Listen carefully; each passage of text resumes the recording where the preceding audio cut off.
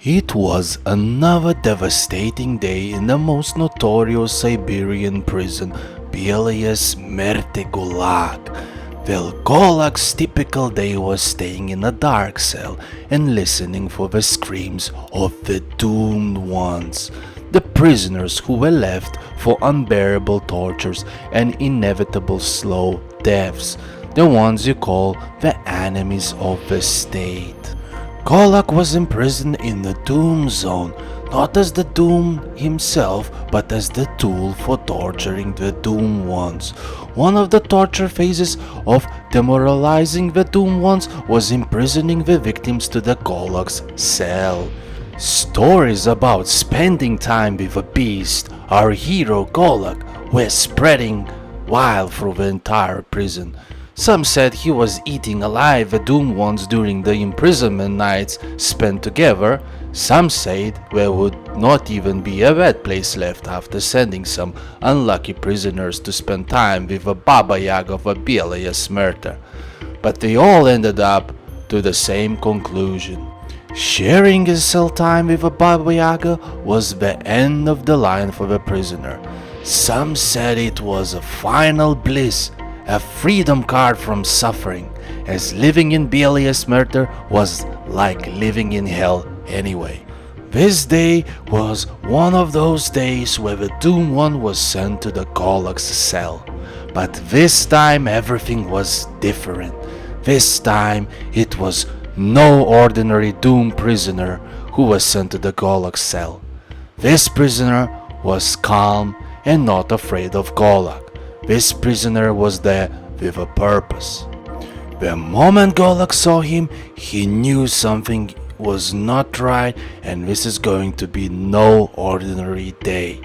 The prisoner approached him without fear and was standing in front of him just a few feet away. He greeted Golag politely and started to talk. "Greetings, Baba Yaga. I have a special message to pass from one of the prisoners. Tomorrow, a high-profile government individual will come to this prison.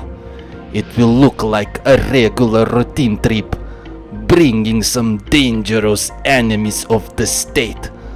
But don't be fooled by this facade visit. We are here to take and transport one of the most valuable weapons of the government ever had.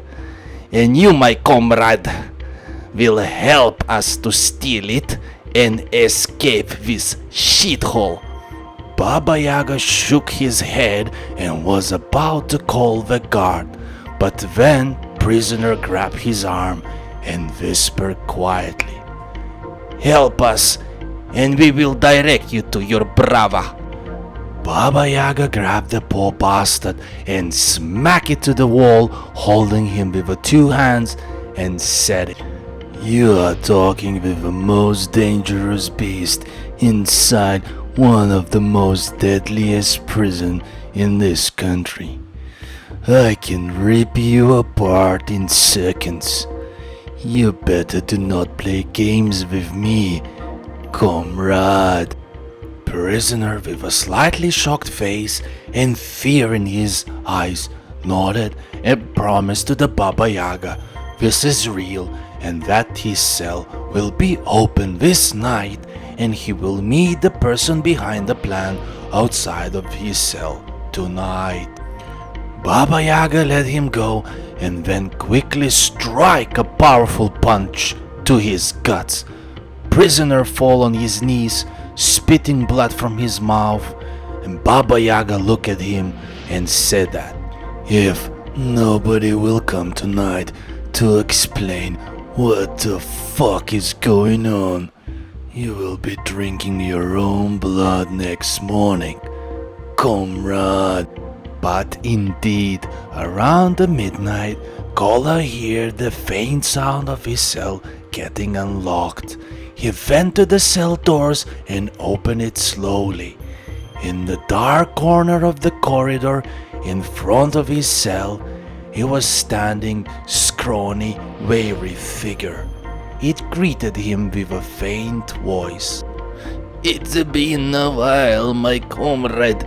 So good to see you again. I hope Nikita didn't make too much of the trouble for you. Gola couldn't believe his own ears. He knew this voice very well. It was his old friend's Dr. Boskonovich voice. In the next part, we will continue with escape plan from the Belaya Smerte Gulag, so stay tuned for more.